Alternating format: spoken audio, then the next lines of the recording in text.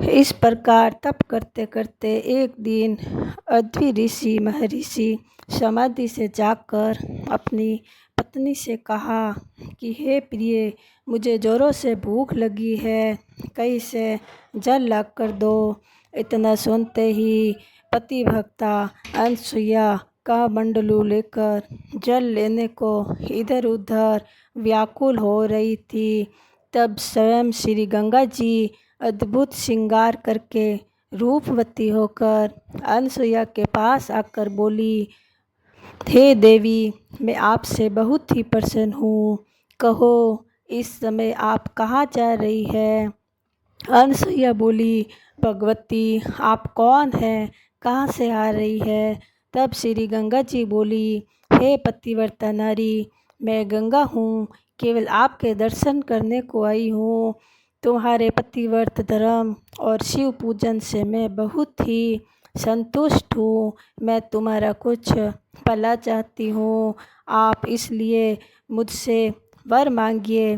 श्री गंगा जी के इस प्रकार कथन को सुनकर हाथ जोड़कर अनसुईया ने प्रणाम करके नम्रता से कहा, हे मातेश्वरी, यदि आप मुझ पर प्रसन्न हैं तो सबसे पहले मेरे में इसका मंडलू को जल से भर दे। यह सुनकर गंगा जी ने कहा, हे कल्याणी, आप पृथ्वी में एक गड्ढा खोदिए। तब अनसुईया जी ने पृथ्वी में एक गड्ढा खोद दिया। श्री गंगा जी उसी गड्ढे में समा गई। श्री अनसुईया जी ने विस्मित होकर अपना कमंडल उस जल से भर लिया। फिर कहने लगी, हे पतित पावनी गंगे, सचमुच तुम मुझ पर प्रसन्न हो तो मेरे के कहने अनुसार इस गड्ढे में आप इसी प्रकार विराजमान रहे, तब तक मेरे पति यहाँ आकर आपका दर्शन न कर ले। इतना सुनकर श्री गंगा जी वहाँ जल रूप होकर स्थित हो गई। इतने में अनसुईया शीतल जल लेकर अपने पति के पास पहुँची। उन्हें जल का कमंडलू दिया। ऋषि प्यासे तो थे ही, उन्होंने वो जल प्रेम पूर्वक पिया और फिर कहने लगे, यह जल तो बहुत ही मीठा है और बहुत ही शीतल है, इतना स्वादिष्ट जल। यह कहकर ऋषि इधर उधर देखने लगे।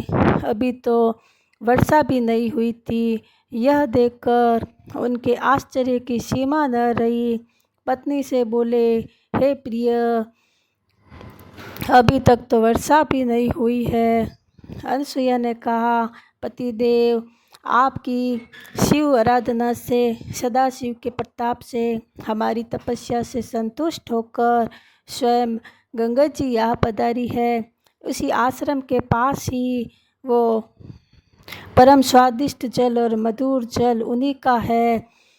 सूत जी बोले, हे ऋषियों, ऐसा कहकर अनसुईया अपने पति को लेकर गंगा जी के पास पहुँची और इशारा कहकर गड्ढे में गंगा जी अपनी तरंगों से लहराती हुई दिव्य दर्शन दे रही है।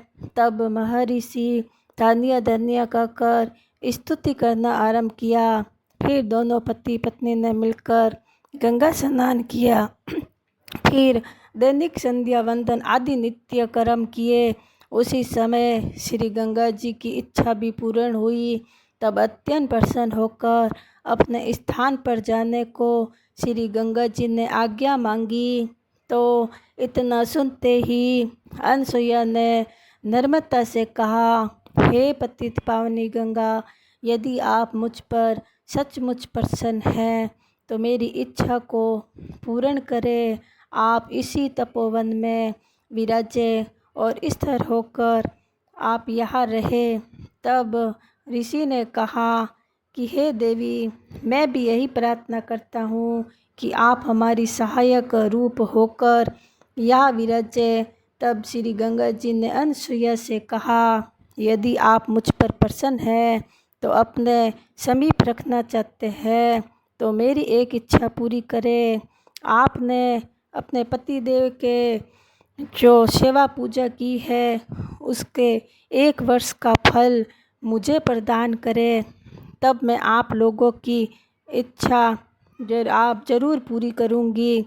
इतना सुनकर पतित ब्राह्मणी साध्वी अनसुया सेवा धर्म के प्रताप से प्रसन्न होकर शीघ्र ही शिव और पार्वती भी वहाँ प्रकट हो गए और अत्यंत प्रसन्न होकर अनसुया से बोले कि हे कल्याणी, मैं तुम्हारी भक्ति से अत्यंत प्रसन्न हूँ, वर मांग लो। तब पति पत्नी दोनों ने भगवान शंकर के दर्शन किए, विधि पूर्वक पूजन और स्तुति करते हुए नम्रता से बोले, हे स्वामीन, यदि आप मुझ पर प्रसन्न हैं और प्रसन्न होकर वर देना चाहते हैं तो आपकी अतीत कृपया होगी। आप माँ पार्वती सहित इस तपोवन में विराजे, वर्षा अन्न आदि यहाँ उत्पन्न हो, चराचर जीवों का कल्याण हो, यह सब आपकी कृपया द्वारा हो। यह सुनकर भगवान शंकर ने तथास्तु कह दिया।